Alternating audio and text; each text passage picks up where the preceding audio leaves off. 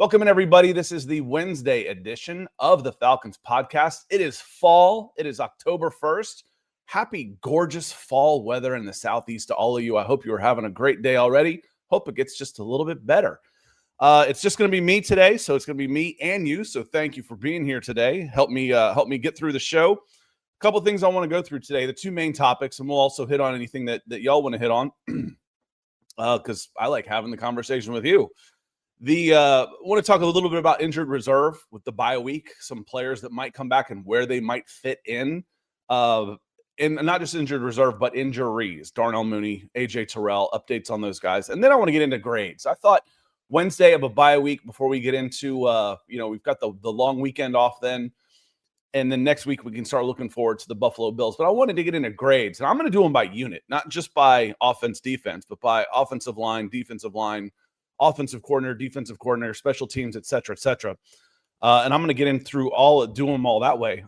First off, though, like I said, we go live on Monday and Wednesday mornings on the Falcons Podcast, and also Tuesdays and Thursday in the evenings with Garrett, for those of you that want to have drive time on your way home or just while you're making dinner or whatever. Just two different times, more content for you.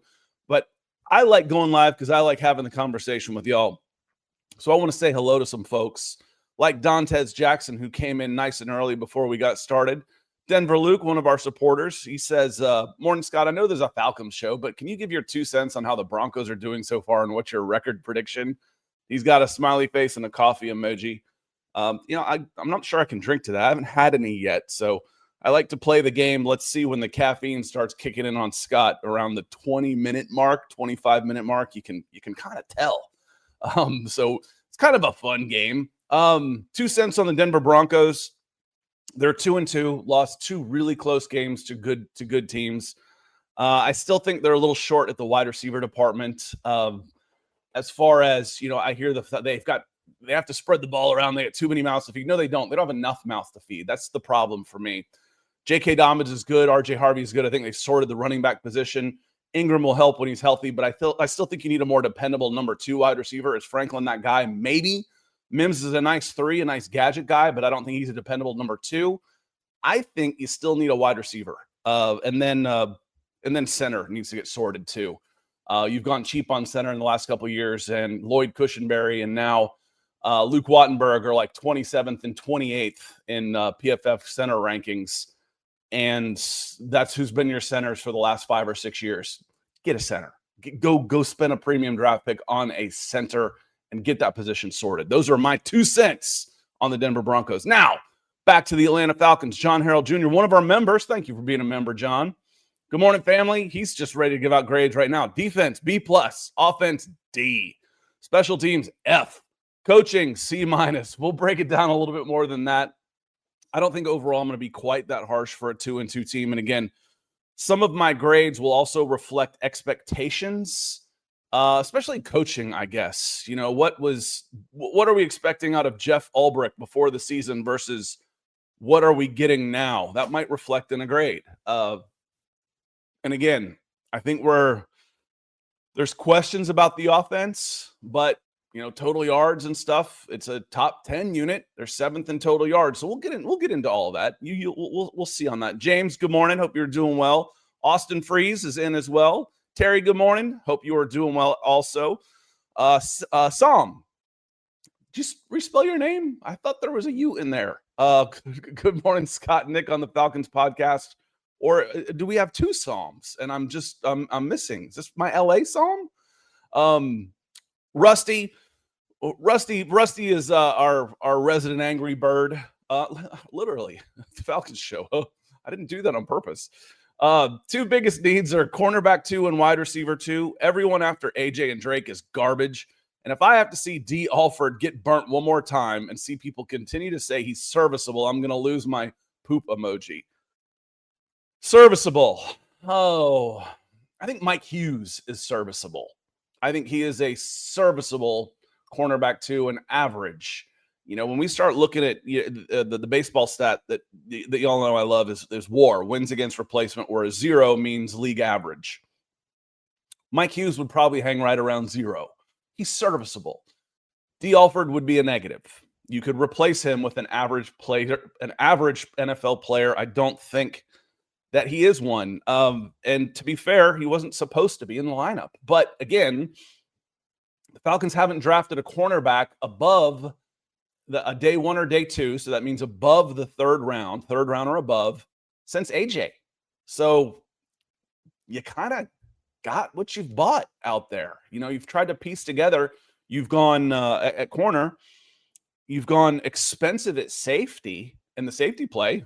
Anybody complaining about the safety play the last couple of years? No. So, it is a league where you can get lucky, but at premium positions, quarterback, edge, offensive tackle, cornerback, wide receiver, the premium positions, it's tough to get lucky. It's tough to go out there and get lucky as far as I've got a superstar at a later round position. You've got to invest. The Falcons realized that as far as the defense goes this year. They went premium position, and edge. And then, frankly, a third round pick on a safety is still a day two pick on a non-premium position is a premium pick. Does that make sense? So you can get non-premium position, interior linemen, running backs, tight ends, safeties. I think those are the main ones. I can get good value on those players on day two. So if I'm using a third round pick on a safety, I'm expecting him to be a starter. So they've invested, the last couple of years, they went under Terry Fontenot with their top 10 picks. They went tight end, non-premium position, but you're hoping Kyle Pitts is a premium weapon. Hasn't really worked out that way. Wide receiver, definitely a premium position. Then running back. Again, number 8 overall, running back is a non-premium position, but you're hoping to get a premium player. I think that has worked out. Bijan's one of the top players in the NFL. And then quarterback, edge. That's where his 6 first-round picks have gone. 4 of those have gone at premium positions. And you're hoping that those guys end up becoming your big-time players, the leaders on your team. Matt Town Dirty, good to see you. Jay Gribben, hope you are doing well. Good to see you as well. One of my fellow Pope Greyhounds, Michael Ronquillo, is here. He says, good morning, Scott, on the Falcons podcast. And he's bringing us a little bit of news. And Psalm did change the spelling on his name. So the Cleveland Browns have changed their quarterback to rookie Dillon Gabriel. Oh, my. Not that Flacco is anything special, but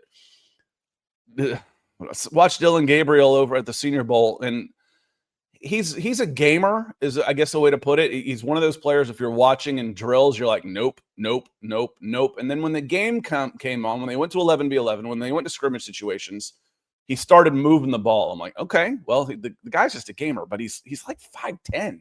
Isn't he like tiny, if I remember right? And oh man, talk about a mess at quarterback. I get on the Falcons for their misuse of resources when it comes to the quarterback position, but shoot, all they blew was $100 million only.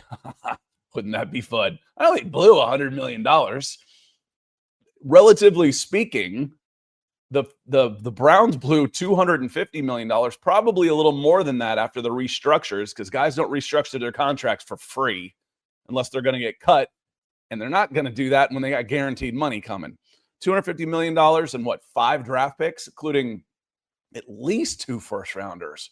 My God, talk about mismanaging. And then your quarterback is Joe Flacco and Dillon Gabriel. I'm sure that set Twitter on fire with, why isn't Shador the guy on that one? I don't have an answer for that one. Haven't watched them, though. Some went to Long Beach, went to Jordan High School, a Poly High rival. Not in football, they're not. Not when I was out there, some. I got to watch Long Beach Poly a lot. They have jackrabbits. Literally, they're the Long Beach Poly jackrabbits. They have jackrabbits in their parking lot, laying down. Good to see Maurice. Hope you are doing well. And Terry's talking about the lines of scrimmage. He says that's what happens when you neglect the lines of scrimmage for so long. The Falcons have been building this O-line for 5 years. The D-line was so depleted, you needed to catch up, to double dip to catch up. Yeah, they hadn't gone defensive line like 3 times in 20 years in the first round. Something ridiculous. We did that comparison to what Philly had done as far as building up the defensive lines. But yeah, they've you just wonder, did you wait too long to do that? I felt was one of several fatal flaws that Thomas Dimitroff had. By the time he got around to building the offensive line, they'd already missed their window. If Chris Lindstrom and Caleb McGarry had been drafted in 2014, 2015 instead of 2019, then things might have been a little bit different. Roy, good to see you. He says, good morning, Scott. Nice talk football with you again. You too, Roy. Good to see you on here. Roy is another one of our Broncos looking to talk a little football this morning. Josh says, bad time to have your bye week this early in the season. All right, let's get into the injuries on this. Let me take this is a nice time to take a 2-second break. I can put my commercials in on the audio. All right. Lion Coffee outdid themselves. They sent me some of the Kona. My goodness, it's good. Lion Coffee powering the Falcons podcast. And they pay me in coffee, and yes, I am for sale. Bad time to have your bye week. You think that and you're like, okay, but it'd be nice to get Darnell Mooney healthy. It'd be nice to get AJ Terrell healthy. I would agree with you to say it's a bad time because there's always going to be bumps and bruises. If we pick out any time in the next, 4 weeks in? So there's 14 weeks left in the season. Any week in the next 12 weeks when other teams are having their byes, you could probably say, this would be a good time to have a bye as far as resting your players goes. However, that it comes on, you have the players that you put on injured reserve that are designated for a return. I wrote this yesterday. I did 800 words on this yesterday on falconssi.com. Players that are designated for a return are eligible to come off injured reserve after 4 weeks. They don't have to, but they can. They're eligible now. And what you do is you start their clock. You open up a practice window, a 21-day practice window. What that means is I've got a 21-day evaluation period where they're basically still on injured reserve. They don't count towards my 53, but now they're allowed to join practice and be full participants during the week so I can evaluate them. During that 21-day period, I then decide if I want to add them to my 53-man roster, making them eligible to play, but then I have to make another move. So right now it means I can have Storm Norton come and practice with the team as a 54th guy, but if I play him or I decide that I want to play him in the next 21 days, I have to then cut somebody. I have to make a corresponding move. So there's 4 players. Let's break them down real quick. Storm Norton was one of those guys. We talked about him on Monday. Swing tackle. He was the primary backup at right tackle and left tackle. When Caleb McGarry went down, he was scheduled to start at right tackle. His ankle injury, that was no big deal, that's kept him out all summer, didn't participate in any of preseason, any of training camp, all of a sudden needed surgery, and now he's out 4 to 6 weeks. Well, he would be eligible to come off now, but after not playing at all since I don't even know when was the last time that he was a participant in practice, OTAs, minicamp, I'm not sure. I don't remember that far. Is he going to come in and take Eli Wilkinson's job right away? I don't think so. Eli has been, and let's use this term going back to Rusty, Eli has been serviceable at right tackle. He's been okay. He hasn't been great. Storm Norton's not great. Storm Norton has been serviceable in his career. If Caleb goes down, he can step in and do a job. Eli has not been a huge liability for this team. He's been okay. It's Storm Norton, who was just okay to begin with, who hasn't played in 6 months. Is he going to step in and be better than Eli right away? I don't think so. So even if they open up his window, I wouldn't expect him to play in the next 2 weeks. I don't know for sure that he'd be an immediate upgrade. I wouldn't mind having him for depth purposes, because if something, God forbid, happens to Jake Matthews or Eli Wilkinson, then what? So let him come in and break glass in case of emergency on that. Then Troy Anderson, linebacker. I bet he's a beast on Madden. Maybe they might not give him anything. They might not let him show his skills on Madden because it doesn't translate to the field because he's never on the field. But physically speaking, he is arguably the most physically gifted player on the Falcons defense, arguably, as far as height, weight, speed, size, agility, explosiveness. If he's out there, what we see in early down situations, we see a lot of 3-3-5s. That was what Ryan Nielsen ran primarily because he didn't have any edge rushers. So Ryan Nielsen ran a 3-3-5, which was 3 down linemen, 3 linebackers, with one of them being a stand-up edge rusher for a 4-man front, and then 2 inside guys, and then you'd run your nickel package behind them. When we see the Falcons doing that in early downs, right now it's primarily been Leonard Floyd early, Jalen Walker coming into, with Divine Diablo and Caden Ellis never leaving the field. If they wanted to go bigger in a situation like this, having Caden Ellis, Divine Diablo, and Troy Anderson coming in and run situations like against a team like the Buffalo Bills, that would be a nice piece to have. But I can't count on him. And Larry says, I go crazy with Troy Anderson on Madden. And JB says, yeah, he is really good on Madden. It doesn't surprise me. It's like, wouldn't you like to have this guy? You see that with older players, that are falling apart, can't stay healthy, but they're still graded too high on Madden. You're like, man, I wish we had this player that was still out there.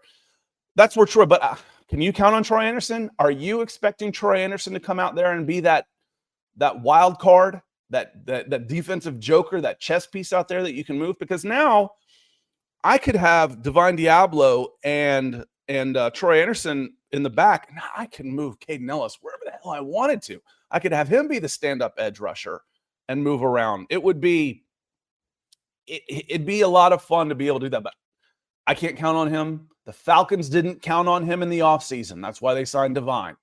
And Divine has been really good. Want to say hello to Hellzat. Just showing some love, and thank you for that. He says, morning, Scott, just showing some love with the super chat, breaking the ice for us with super chats over there. Thank you, my friend. I certainly appreciate it. It means a lot. Keeps these lights on, keeps his forehead nice and shiny, helps keep us in coffee. So thank you so much for the super chat. The third player, we did Storm, we did Troy. Who am I missing? The 4-1, Taquan Graham. TQ, I don't know if he might be a bubble guy, honestly, on the 53 right now. The rotation is fairly well set out there. You've got, several defensive linemen. LaCale London made this team. He was on the practice squad last year, but he's the only guy that's over 320 pounds. I don't think he's going anywhere. Zach Harrison has been amazing this year. Rook, Brandon Dorless, not taking one of their spots. So if I find a spot for TQ, who am I cutting becomes a question. I'd sure like to have him in the rotation, but I'm not sure if Graham comes back, if he definitely has a spot on this defensive line. So we'll see what happens when they open the window on him. And the fourth one, who am I forgetting as the fourth player? It was Storm, Troy Anderson. Somebody help me out in the chat here. TQ, and I'm forgetting somebody. So let's say hellos, and someone help me out here. So Braylon Trice. Thank you. Beat you to it. Braylon Trice, I have said over and over again, I think his timetable for being a contributor for the Atlanta Falcons is 2026. Arnold Ebiketie is a free agent this year, and his snap count was the lowest it was all year last game. Jalen Walker is coming up. James Pierce, he's not beating out those two guys in pass rush situations. Leonard Floyd has been fantastic as a pass rusher. I don't give a damn what PFF grades say. I trust my eyes on him, and he has been really, really good. And then, Arnold Ebiketie's your 4. Where's Braylon Trice fit in there? However, Ebiketie is a free agent. Floyd is a free agent, so to speak. And if he's not, then it was a 2-year deal with all the money in one, and he would be cuttable, financially speaking. But those guys aren't guys you're counting on having. Braylon Trice, you're hoping can step in and take one of those positions next year as James Pierce Jr. and Jalen Walker end up being the first-round picks that you want them to be. I don't count on Braylon Trice to do anything this year. If he does, he's 275 pounds. He weighed 247 at the combine. He was listed at like 265, 270 in college, and then goes to the combine and has didn't have a great Senior Bowl. I don't remember if he was at the Senior Bowl. I always get him and Dorless confused. Dorless was definitely there. I don't think Trice was, but at the combine, he was like 247. Had a mediocre pro day, didn't test all very well. That's why he fell down to the third round. But at 275 pounds, he offers a different physical profile on early downs and run games that you don't have from anybody else on the edge. So if he does find a role, I think it would be early down run situations. However, I didn't have any expectations for Braylon Trice coming into this season. And forget what they say, watch what they do. They basically held him out of all of training camp and all of preseason, aggravated an injury, and put him on IR. Braylon Trice's timetable is 2026. That would be if he ends up making a contribution for the Atlanta Falcons, it'll be starting next season. Okay, those are my 4 thoughts on those guys. Let's say hello to some folks, and then let's get into the grades. Stephen B is here. Good to see you. TJ, feels like a newer name. Welcome in. Stephen B says, can a running back be a premium player if he's durable and dynamic? Sure, he is a premium player, and that's what you're hoping to get. I've said, Nick and I have gone back and forth on this a bunch, and I will say that there is no cost on a game changer. You know, do I want to spend $20 million on a safety? Not generally, and they don't. Do I want to use a number 8 pick on a running back? Not generally. If I do, then I need them to be a game changer. Jesse Bates is a safety. He's a game changer. He's an all-pro. You're getting value there. Bijan Robinson at number 8, he's a game changer. You got value there at number 8. I don't care what Seth Walder and his analytics say as far as this is. How did he describe that? I don't think it was inexcusable, but it may have been unexplainable, I think is how he said. It was really easy to explain. He's a good player that's going to get the ball 25 times a game for a team that likes to run. So, yes, the Falcons are getting value with the number 8 pick at a non-premium position in Bijan Robinson. Absolutely. Michael Lewitzki, Island Mike, good to see you. Vincent Brewington. Kobe was was one of the players he was talking about. That's not who I was talking about. Kobe is on the practice squad. He was not IR'd. He was re-signed to the practice squad, Kobe Bryant. But I don't know. We'll see. When the Falcons are so razor thin at corner and you keep seeing the same guys, it makes you think that the other guys just aren't so good. You know, is Kobe, why isn't Kobe ready? He can't beat out D. Alford. Clark Phillips can't beat out D. Alford. You know, those are not good signs. We're going to use D. Alford as our barometer there. And if you're behind D. Alford, you don't really have a place in 2025. Now you can develop, maybe you can in the future, but it's not a good sign. I've been screaming for cornerback for a while, and you can't fix everything all at once, especially when you trade 2 players for 1 every single time. But they need to make an investment in the cornerback room. They need, and Rusty's right, they absolutely need another wide receiver. And let's not forget offensive tackle, y'all. Jake's getting old. Caleb's coming off a knee injury. Offensive tackle might end up being the biggest need of them all in the very, very near future. A couple more hellos. Want to say hello to Christy. Christy, hope you are doing well. Welcome in. Jay Black. He says we should be careful not to overuse Bijan and Tyler have run on the rock on a 60-40 clip. Yeah, I think I've said a bunch of times that the best thing to happen to Tyler Algier was him running well, 1,000 yards, and then Bijan Robinson coming along. Well, why is that? You know, he's not getting the ball as much. Yeah, but he wouldn't get paid anymore either. He's getting a total of $4 million across his contract as a 5th-round draft pick. Now, he has proven that he is a premier back. He is a top 20 back minimum starter, and he will make at least $6 million next year. At least. I think it's probably going to be closer to 8. He's made $4 million in his career. He's going to double that next year, and good for him. and then not running the wheels off Bijan and hopefully getting more efficiency. That's what we talked about at the beginning of the season. I want to see more. I don't want to see more touches for Bijan. I think he's changed it back to. I don't want to see more touches for him. I want to see more efficient touches. I don't want to see him running between the tackles and burying his head in it. That's what Tyler's for. And I don't need 25 carries from Tyler running into brick walls. 15 carries, 5 receptions, 20 receptions, 340 touches a year. That's plenty.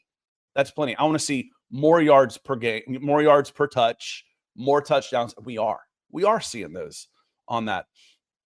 And John says, Clark is small and slow by cornerback standards. He is. That's why he probably should have been in the middle. Probably should have been at nickel all along, playing more of a safety role. Instincts. The more athletic you are, the farther away from the ball you are, the more athletic you have to be. That's the general rule, except for running back. That's the general rule. And if I'm not quite athletic enough for outside corner, I need to move inside. If I'm not athletic enough for nickel, can I play safety? If I can't play offensive tackle, can I play guard? Can I play center? You move outside to inside in football.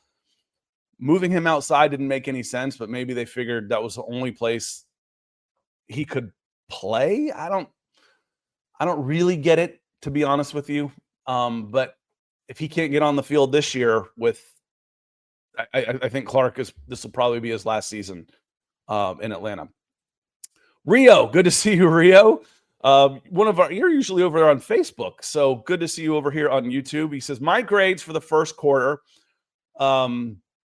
quarterback C+, running back A-, wide receiver C-, tight end B+, OL B, pass rush B+, DL run stop is a B, linebacker A, cornerback B, safety A-, special teams D, rookies and second-year players A+. Very nice. And coaching overall gets a C+. Let's get into it now, real quick. Want to run through these. We're at 27 minutes. I'm going to take a slug of coffee. And also take a second to remind you, in the description of the video on YouTube, there is a link to become a member. Next Monday, maybe Wednesday. Yeah, Monday, because we don't have a game on to talk about on Monday. Monday, I'm going to do a raffle for all the members where I'm going to send everybody. I'm going to send the winner of the raffle this 24-ounce bag of Lion Coffee Vanilla Macadamia as a thank you for being a member. We'll raffle it off in front of everybody.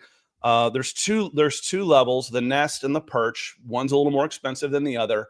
If you're a Perch member, you will get 3 raffle tickets. If you're a Nest member, you'll get 1. But you have to be a member to win, and we'll do that on Monday, and I'll send you one as a thank you.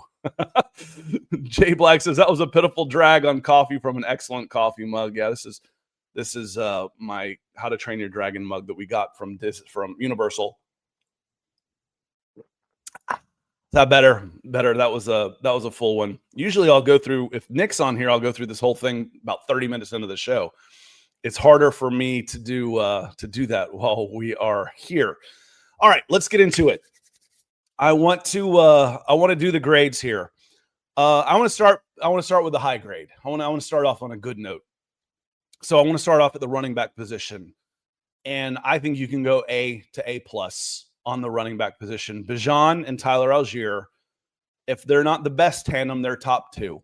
And you can make an argument if you're a Detroit fan and you want to say these are the best. I'm not going to argue with you.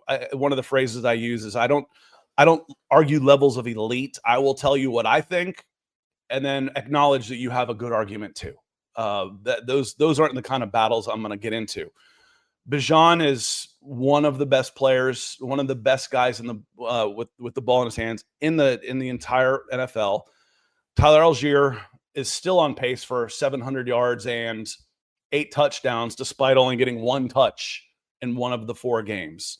Tyler's going to get paid like a starter come next year. Bijan is going to get paid like a top 3 running back within the next year, 2 years, once he comes off of his rookie deal. So I go with an A at running back. Now, I want to line up. I'm going to hit on some of the things that y'all have to say too. It would be fun. We wouldn't have had that threat since Andrews and Kane. Oh, why am I forgetting people already? It's you can remember people from like first grade, and I can't remember things that happened 5 years ago. Uh, Devontae Freeman and his running mate were a pretty good pair, and I can't remember the guy. It was fast guy came out. So help me out with that. Count Raculus is. Do I get paid by SI to run this channel? No, this is mine. I'm an independent contractor on Sports Illustrated. I have contracts. I'm not a Sports Illustrated employee. I used to be, but I'm not anymore. I have the Atlanta Falcons contract on Sports Illustrated, and this is my channel. This is actually YouTube's channel, but this is my channel with YouTube and Facebook, etc. So they are my property on those. So good question. I like talking the business side of things, and yes, thank you, Tevin Coleman, y'all, was who I was forgetting on that. So running back A. Now, as far as quarterback, wide receiver, tight end, I feel like I can lump those all in together. I won't, but I want to know that quarterback and wide receiver, for sure, there's some synergy in the grades there. Because quarterback, relative to expectations, I would think Michael Penix has probably been a C+ to a B-. And some of it could then also tie into my offensive coordinator grade, because what he's really struggled to do to this point till the last game was push the ball downfield.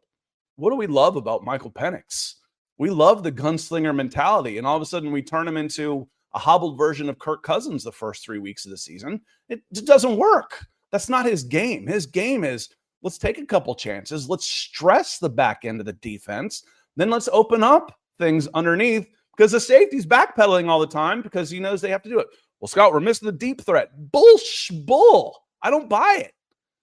You don't have to have a 4-3 guy to isolate a wide receiver. If I see single coverage on Drake London or Kyle Pitts, that's a shot. They only need about 3 seconds to get 25 yards downfield.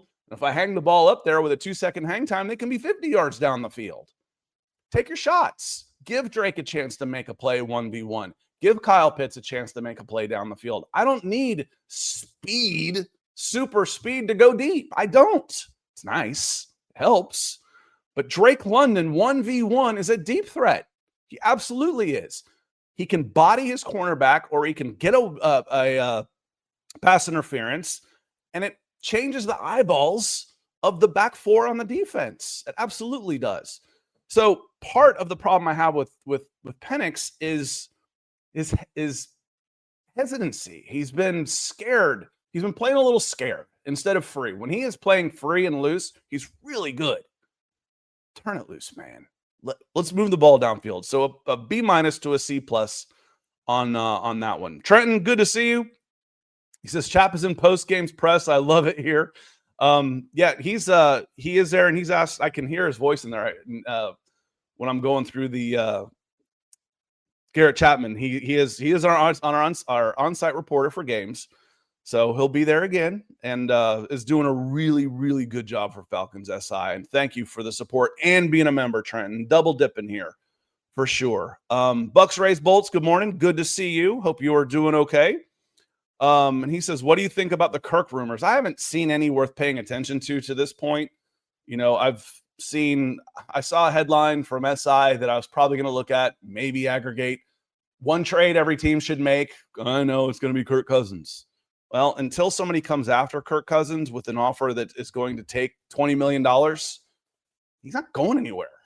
They're going to have to pay some money, or at least up the draft pick, basically $5 million per round.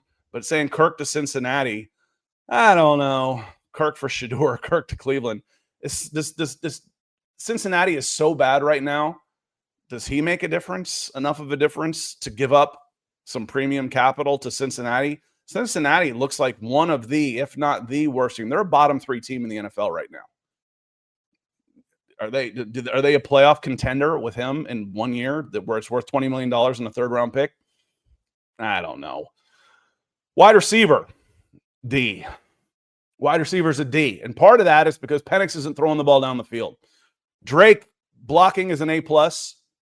Drake got banged up in the first game and wasn't having a great game then. He had a nice game in the last game when they started pushing the ball downfield. After Drake, I'm with Rusty on this one. You go to wide receivers, Darnell Mooney has 7 catches for 79 yards. Ray McCloud has 6 catches for 64 yards, and Casey Washington has 4 catches for 52 yards. Wide receivers a D at best right now. We talked about the beginning of the year. Not everybody, and we hit on this on Monday. Not everybody's going to have a career year. Not everybody is. Where's the drop off going to come? The obvious answer for me was Ray McCloud. That's happening. The second one is now coming to fruition is Darnell. Now, if Darnell comes back, plays 10 games and averages 70 yards and finishes with 750 yards, it will be a drop-off. But, man, I'd take that in a heartbeat, wouldn't you? Wouldn't you take 700 yards? If I said Darnell Mooney's going to finish this season with 700 yards and 5 touchdowns, would you sign up for that? I would. I'd take it right now. That means he is healthy. That means he is pushing the stretching the defense. It means he is a weapon. I would take that right now. And Maurice, good to see you, Maurice. He says wide receiver is an F. I saw Big Low come in. How you doing, Big Low Country? He says, what in the world, Bo? Good to see you. Hope you are doing well. Nick Nash Time says JB. Hell, Chris Blair. You know, we had some guys that could catch the ball in preseason. Who else was it? Was it Dylan Drummond? I've already, like I said, I can remember my first grade teacher's name. Can't remember guys I watched last month. The hard drive's full. It's hard to make long-term memories when you get old. What's going on with Ray? And they tried to get him going, and he had 2 touches for one was a drop and the other was a negative play. I don't think you scheme Ray. You know, like I don't necessarily. I guess I kind of like it if you're gonna run a wide receiver screen, do it with Kyle Pitts and Drake London out blocking for you, and then you've got a punt returner with the ball in his hands. But you've got to push the ball downfield before you go sideways. So if you're only going sideways with your passing game, you can't run screen passes. There's too many guys. They're not going to bite out. So maybe that kind of stuff opens up when they start going downfield a little bit. And John says, Scott, why don't we use Drake like the Bucs use Evans? It's coming. You know, he lined up in the slot more. I think that helps. You know, I can double him. And again, then Kyle Pitts opens up on some of that too. Speaking of which, let's go to tight ends. I think we can go to a B to a B+ on the tight ends. Charlie Warner still does a great job blocking. And Kyle Pitts has been lining up as a tight end. I've seen, you know, not as much as last season, but more than in his first 3 years. I think he was 76% in his first 3 years as lining up at wide receiver or in the slot. So somewhere in between there. And is Kyle Pitts breaking out? Not yet. Have we seen signs? Yes, we have. And again, some of this in the passing game is not just Kyle Pitts. It's Michael Penix. It's Zach Robinson. We said, I watch him in camp, watching him move. He looks different. I went to several training camp practices. He moves different this year. His attitude, his quickness, his burst, his explosiveness. He looked good. And I think he looks good out there. I'm pleased. Could we get more from Kyle Pitts? Yes. Do I think that's because of Kyle Pitts right now? No, I don't. I think Kyle Pitts is doing his job, and I think he's capable of doing more. I absolutely think he is doing more. It's capable of doing more. Offensive line. I'd go a B on the offensive line. They have dictated when they needed to dictate as far as running the ball. 200 plus yards against Minnesota, establishing the run in their wins against their win last week against Washington. We're going to run the ball, stop us, and we're going to throw it deep. Love it. That's a great identity for this team. Once upon a mundane morning, Barb's day got busy without warning. A realtor in need of an open house sign. No, 50 of them, and designed before 9. My head hurts. Any mighty tools to help with his plight? Aha! Barb made her move. She opened Canva and got in the groove. Bulk creating Canva sheets. Create 50 signs fit for suburban streets. Done in a click, all complete. Sweet! Now, imagine what your dreams can become when you put imagination to work at Canva.com. We're going to hand the ball to Bijan. We're going to get a lead, and then you're going to have to try and tackle Tyler in the fourth quarter. Good luck. That is a good and Michael Penix, does he see pressure? Sure. It's the NFL. Has he been under pressure? Has there been a huge problem up there? I haven't seen it. Ryan Newsell's doing a good job. I think Eli Wilkinson is doing a good job. We don't hear much from Chris Lindstrom, which is probably a good thing. Matthew Bergeron has improved after the first 2 games, and Jake is Jake. Jake has done fine. So I would go a B on that. With an offensive coordinator, I'd probably go B- on this. C+ to B-. I think they're underachieving a little bit. Let's go C+. I think they're underachieving a little bit to this point. I think they're too predictable based out of their formations. And the red zone has been bad. But when we look at the scoring, it moved up from like 31st, like 23rd. But it would probably be 15th if you could kick the damn ball. It would probably have moved up, and things might have changed a little bit if you could make field goals. So I'll go C+ on Zach Robinson. And I'd understand why people might say it should be better. But I think, again, there's good things about this offense. It's just hasn't been consistent enough. And why he doesn't, it feels like he misses on the easy stuff. That's what gets me. Like, oh, you mean, what do you mean I ran 10 straight plays, the same play 10 straight times out of this formation? Really? I didn't realize that. Yeah. Where's your MIT geek who wants to be a sports guy that you can pay $200,000 for crunching numbers in your ear? Come on, man. Marie says C+ is generous. Me and Scott have a different grade scale. C+ for, again, you got a team that's in the top 10 in total yards. Can't be that bad. Guys, we've seen bad. Can't be an F. Relatively speaking, though, I could probably work myself into going scorched earth on this.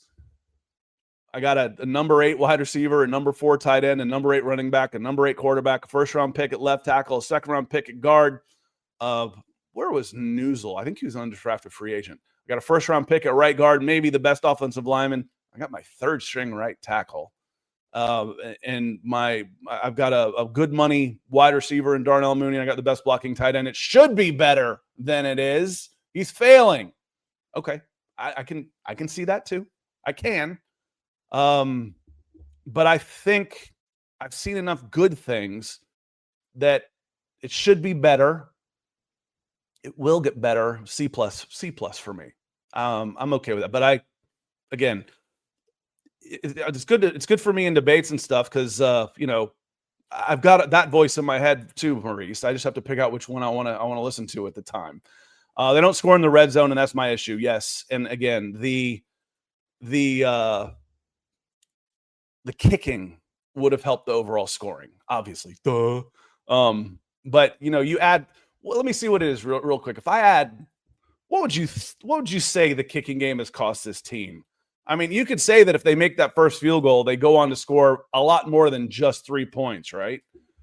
But if I add 4 points to the Atlanta Falcons in scoring right now, just 4 points, they go from 19 to 23, which moves them up to in between the Steelers and the Jets, which looks like about 17th. Still not good enough, but better. Again, C+ for me. Let's flip it over. We're at 43 minutes. Let's flip it over. Oh, Mike, let's get this one out of the way. I'd say our special teams are a D-. You're generous on this because I'm going a big F. F for Falcons on special teams. The kicking game has been atrocious. The return game has been non-existent. The kick coverage has been bad. The punt coverage has been bad.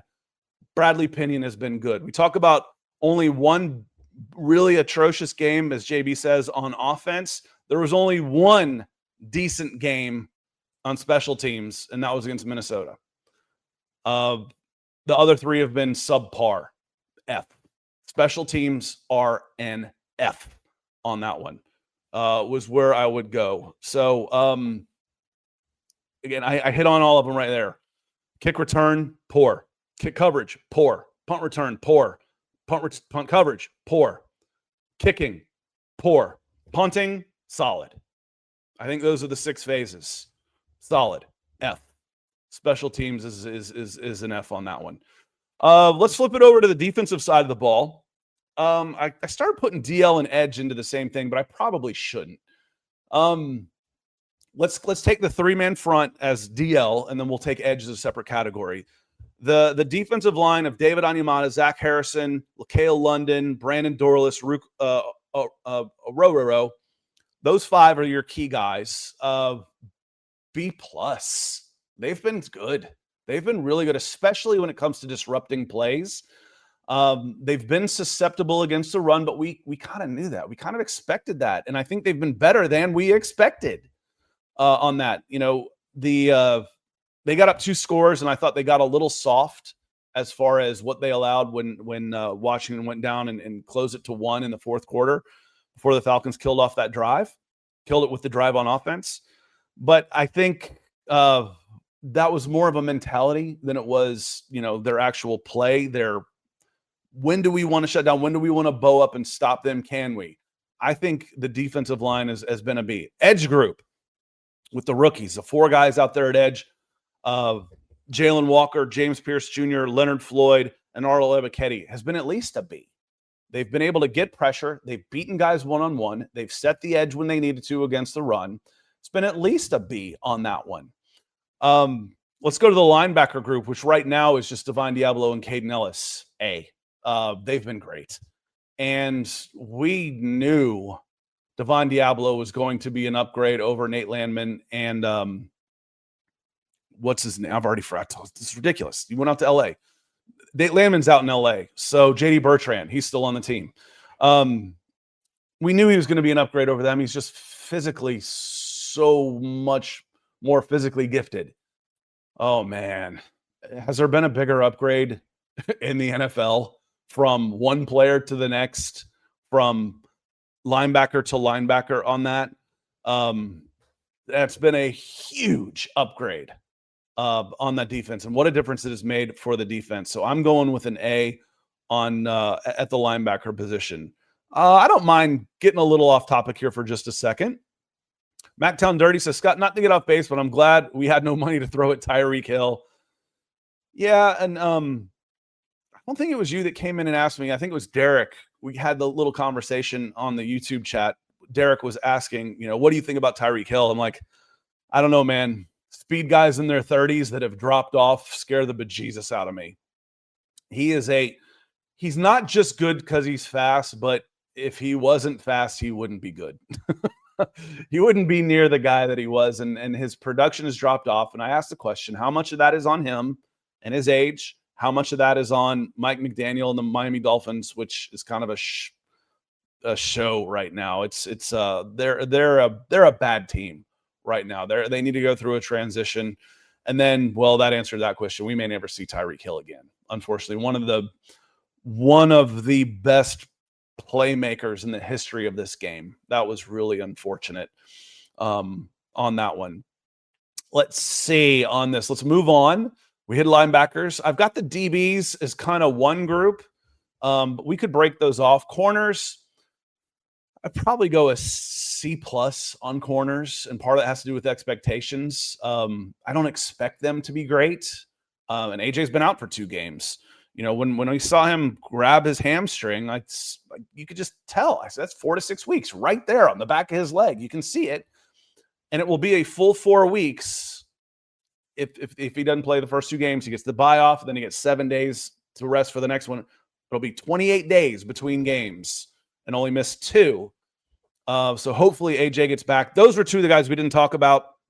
Raheem Morris says hopefully AJ's back against the Bills. That is a more realistic timeline than the week to week we were told beforehand, which I see a corner grab his hamstring and not return. Again, you can just write 4 to 6 weeks down.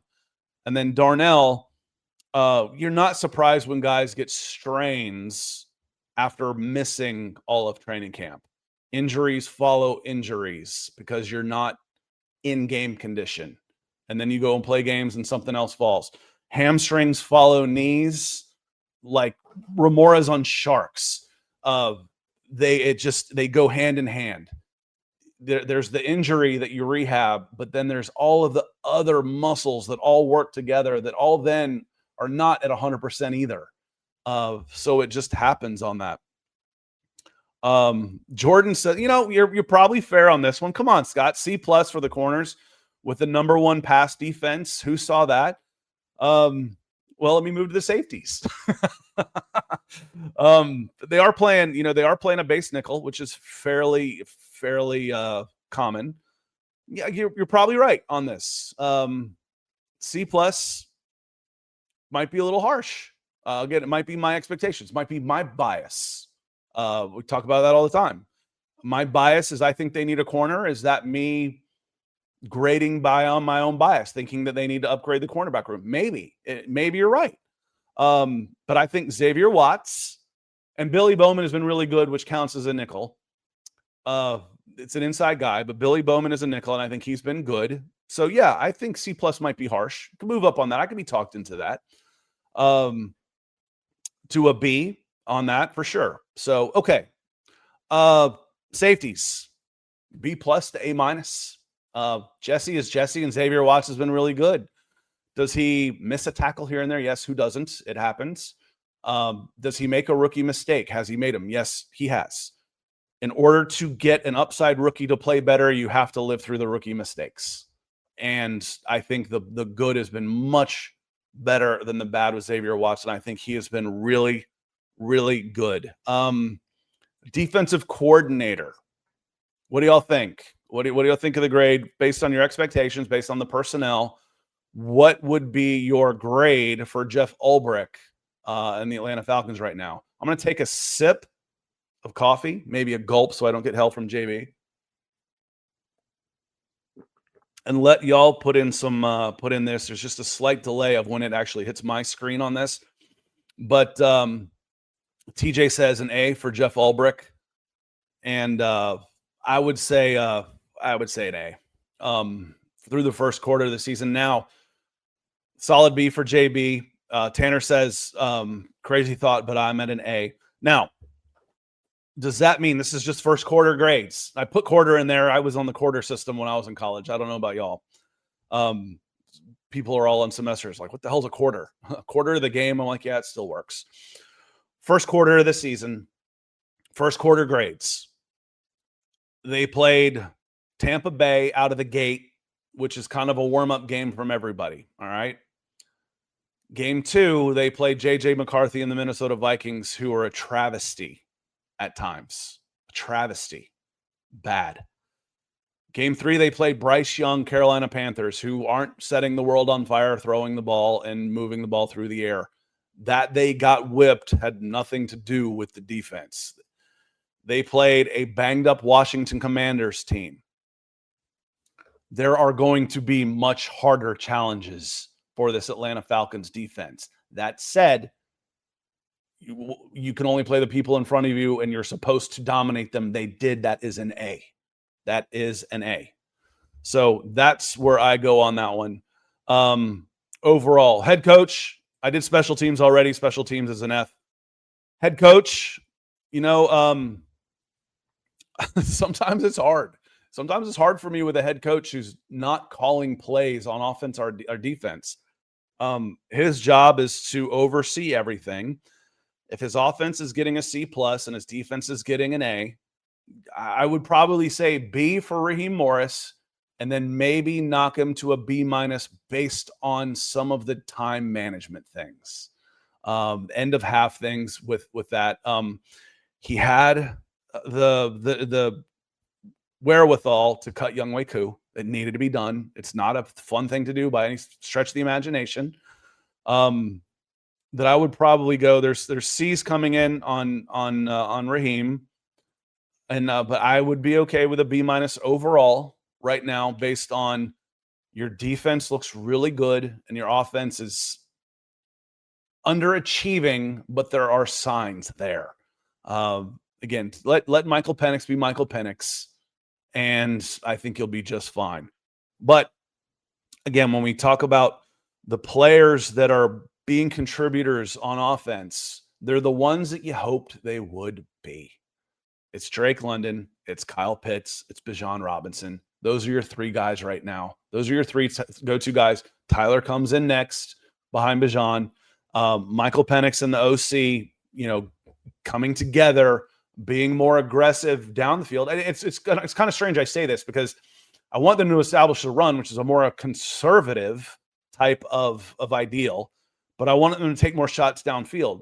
Use the play action to stretch the defense on the backside, which is more aggressive. So can you be more aggressively conservative? Establish a run, stress the back of the defense. That's what I want to see. Rio says, an unpopular opinion, Watts has been better than Bates by a long margin. I wonder if I really, really wanted to break this down and if I thought this was something that people really cared about, enough people to make it worth my while from the other things that we do here. I wonder how much people are throwing away from Bates and where Bates is saying, okay, Justin Jefferson's on this side. I need to be over here. And then they're throwing away because we're seeing Watts more often. You can't tell me they're not throwing away from Bates when I know Watts is out there. So it's also one of the reasons it's hard to pay $20 million to a safety, but a good one, it changes the field on that. So I'm not going to say I haven't watched Bates enough to say that he's been better than Bates because Bates isn't showing up as much as he has in the past. I think teams are staying away from him on that one. Let's see. Mac Town says, hit the likes on that. Yes, please. That'd be a big help on Atlanta Falcons SI and sports and on YouTube. Hit the likes button on that. This is also a great point from TJ I wanted to bring up. Penalties are also pretty low this year. So I was producing the Mile High Huddle podcast last night, and they're saying that penalties are up in a big way. NFL-wide, there's been more flags thrown this year than last year and in years past. And the Falcons, every time I look, okay, self-inflicted wounds, turnover, penalties, 3. So let me see penalties by NFL team. The Falcons have to be in the bottom 5. NFL penalties, 2005, there's actually a site called NFL penalties. Games played against Atlanta is 30th in the least penalized teams. Pittsburgh is 19, Seattle is 20, Atlanta is 21 in the least penalized team. The team with the most is Jacksonville at 38, Minnesota at 37, New England at 35, and New Orleans at 35 also. So yes, if I was thinking C+, the least penalized teams, of course, they have to burn 3 timeouts a half for not getting to delay a game. I kid a little. I kid. But it does seem to be a very disciplined team out there. Penalties down to 30. It's one of the times hey, they're 30th. Let's flip that around. Who are the least penalized team? They're 3rd. They're in 3rd place. So that was a great point. Thank you for bringing that back up, TJ. Because I agree. It is something that I did want to point out. On that note, y'all, I think we're going to get out of here. Want to say a reminder to become a member. It helps a lot. It is October. We're going to start doing members-only videos, quick hitters, where it'll be, this just happened. I will react to it. I'll post it, and then we can have a conversation on it. It'd be for members only on that type of stuff. Want to say the description is in the description. I'll post it in the chat again real quick. But the link to becoming a member is also in the description. And then just in case, sometimes it's hard to see that on mobile. Invite viewers, that would be y'all. I'm going to hit here. I'm going to hit all and paste. That's how you can become a member. Want to say thank you to our most recent member, John Harrell, John Brothers, Pamela. They joined while we were on the show. And Jerry, they all joined on Monday. So thank you. Want to say thank you to Hellzat for the super chat. Rio, appreciate you coming over and the support and your good contributions. And Trenton for being a member and for the super chat. On that note, I am going to go get out of here. Garrett will be back tomorrow. Make sure you hit those notifications because he had to cancel last week and went on Friday instead. So we had a Friday show. Make sure you got the notifications turned on in case we change up the schedule. We don't want you to miss anything live because we like having you here. I'm going to get out of here. Y'all have a great rest of your week. Enjoy a day off. Enjoy the schadenfreude of football. there's a couple things I like turning on and watching. I like watching Calvin Ridley fail with the Titans. I like it. Schadenfreude, taking pleasure in the misfortune of others. It's German. Yes, I do. I'm petty. I'm sorry.